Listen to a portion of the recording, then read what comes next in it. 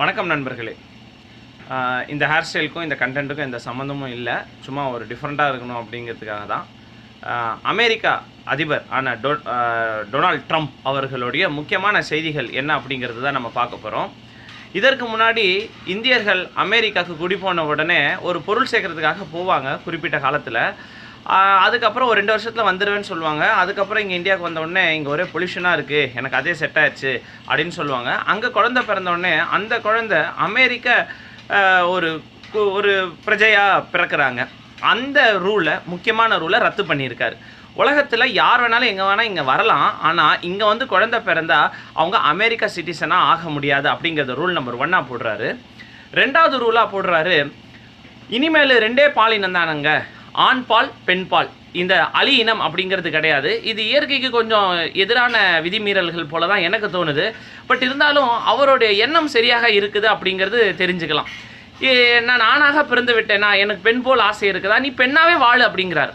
நான் பெண்ணாக பிறந்து விட்டேன், நான் ஆணாக வாழ ஆசையாக இருக்குது, என்னுடைய உடலோட தோற்றங்கள்லாம் ஆண் போல தோணுது அப்படின்னு ஆணாகவே வாழ் அப்படின்றாரு. இந்த ஆண் பெண் இடையில இருக்கிற இந்த டிரான்ஸ்ஜெண்டர் எல்ஜிபிடி கம்யூனிட்டி அப்படிங்கிறத அதை கையில் எடுத்துக்கிட்டு கோட்டா எடுத்துக்கிட்டு ஆர்மிக்குள்ளெல்லாம் வேலை தேடி வரதெல்லாம் இனி வேண்டாம்.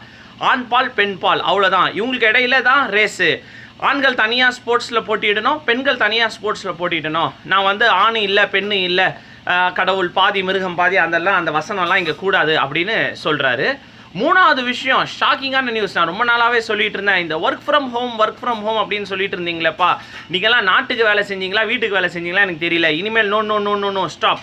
இனிமேல் இந்த வீட்டில் லேப்டாப்பில் வேலை செஞ்சுக்கிட்டே வெங்காயம் தக்காளி வெட்டி கொடுக்குறது, ஈரமாக வாங்கின்னு வர்றது, துணியை துவச்சி காய போடுறது, குழந்தைங்களை ஸ்கூல்லேருந்து கூட்டிகிட்டு வருது, இதெல்லாம் நல்ல வேலை தான். இருந்தாலும் இல்லறம் செய்யக்கூடிய உங்களோட நல்லாள்னா யார்? உங்களுடைய துணைவி யார் செய்யணும்? இல்லறம் சிறக்க உங்கள் துணைவி யார் செய்யணும்? நீ நாட்டுக்காக வேலை செய்யணும்ப்பா. நாட்டுக்கு எப்படி வேலை செய்ய முடியும்? கம்பெனிக்கு வேலை செஞ்சால் கம்பெனியோடைய பொருளாதாரம் உயரும், கம்பெனியோட பொருளாதாரம் உயர்ந்தால் நாட்டோட பொருளாதாரம் உயரும். தயவுசெய்து நாட்டுக்கு வேலை செய்யுங்க வாங்கப்பா அப்படின்னு இனிமேல் no more work from home அப்படின்னு சொல்கிறாரு. 4வது விஷயமா, WHO இனிமேல் நான் காசெல்லாம் தரப்போகிறது கிடையாது. இந்த மாதிரி நீங்கள் அங்கே செய்கிற வேலைலாம் எனக்கு அவ்வளோ ஒன்றும் ஒப்புதலாக இல்லை. இந்த மாதிரி வேர்ல்டு ஹெல்த் ஆர்கனைசேஷனுக்கு இனிமேல் நான் ஃபண்ட்ஸ் தரப்போகிறது இல்லை. அதுக்கப்புறம் இந்த நாடுகளுக்கு நாடு போட்டியிடுறாங்க இல்லையா, இந்த பாலஸ்தீன், இஸ்ரேல், லிபியா, காசா, அந்த மாதிரி நாடுகளுக்கெல்லாம் என்னோட இஷ்டம்ப்பா, நான் யாருக்கு என்ன ஆர்ம்ஸ் அப்படின்னா இந்த மாதிரி வெப்பன்ஸ்லாம் தரணுமே நானே முடிவு பண்ணிப்பேன், நீ அவன் சொல்கிறது இவன் சொல்கிறதெல்லாம் கேட்க மாட்டேன் அப்படின்னு சொல்லிட்டு கடைசியில் ஒரு தத்துவத்தை வச்சார். இந்த மாதிரி நான் இந்த எலெக்ஷனுக்கு போட்டியிடும் பொழுது என்னை ஒருத்தவங்க துப்பாக்கியில் ரைஃபிளில் சுட்டாங்க, நான் அப்பயே போயிருக்க வேண்டியவன் தான். ஆனால் நான் எப்படியோ காப்பாற்றப்பட்டு மீண்டும் வந்திருக்கேன், மீண்டும் சும்மா வரல, அதிபராக வந்திருக்கேன். இது எல்லாமே இறைவனோட செயல் தான். அந்த இறைவனோட செயல் இருக்கிறதுனால இனிமேல் என்னோடய ஆசாபாசைகளாக விட்டுட்டு இந்த அமெரிக்கா மேலே முன்னாடி வரத்துக்கு நான் எல்லா சேவைகளும் செய்வேன். இந்த மனிதகுல மேம்பாடுக்கு நான் எல்லா சேவைகளும் செஞ்சு இறைவனோட ஆசையை பூர்த்தி செய்வேன் அப்படின்னு நல்ல அறிக்கைகள்லாம் கொடுத்துருக்காரு.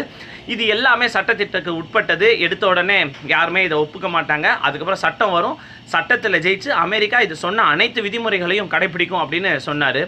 அதற்கப்புறம் நம்ம இந்த இன்றொரு தகவல் மாதிரி, நம்ம இந்தியர்கள் தான் உங்களுக்கு தெரியும் இல்லையா, எல்லாத்துலேயுமே புத்திசாலியாச்சு. அங்கே இருக்கிற இந்திய வாழ் பெண்மணிகள் என்ன பண்ணாங்க, குறப்பிரசவம் 7, 8, 9 இருக்கிறவங்களாம் டாக்டர் போது ஐயோ டாக்டர் ஒரு ஆப்ரேஷன் பண்ணுங்க டாக்டர் அப்படின்னு சொல்லிட்டு உடனே ஆப்ரேஷன் பண்ணி இந்த அல்பனுக்கு வாழ்வு வந்தால் அர்த்தராத்திரியில் கொடை பிடிப்பான் அப்படின்னு சொன்ன மாதிரி உடனடியாக போய் ஆப்ரேஷன் பண்ணி அந்த குழந்தைய வெளியே எடுத்துட்டாங்க. ஏன்னா இன்னும் ரூல் அமலுக்கு வரலை. இப்போ வரைக்கும் பிறந்தா கூட அவன் அமெரிக்கா வாழ் பிரஜை தான்.